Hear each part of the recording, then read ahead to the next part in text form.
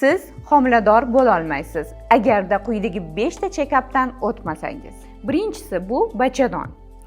Bachadondagi turli xil poliplar, miomalar, bachadon giperplaziyasi va bachadon endometrioz, adenomioz kasalliklari bu homila bo'lishiga to'sqinlik qiladigan holat hisoblanadi.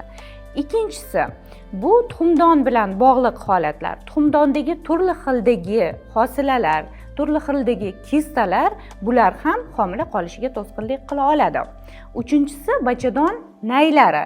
Bachadon nayning qaysidir qismidan yopilish holatlari, infeksiya kasalliklari, ayollarning infeksion kasalliklari oqibatida bachadonning yopilib qolishi va u joyda suv yoki yiring to'planish holatlari ham bunga to'sqinlik qila oladi. Va to'rtinchisi, ya'ni gormon tahlillari. Gormon tahlillarida ham biza ko'ramiz, ya'ni follikulalarni stimullovchi gormonlar, jinsiy gormonlar faoliyatini buzilishi oqibatida ham hay siklining buzilish holatlari yuzaga keladi va bu ham homiladorlik uchun to'sqinlik qila oladi.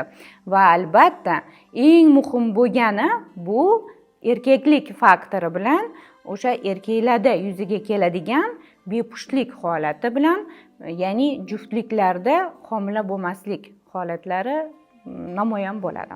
Agarda sizda quyidagi holatlardan birortasida o'zgarish kuzatilsa, albatta malakali reproduktolog ginekologga murojaat qiling.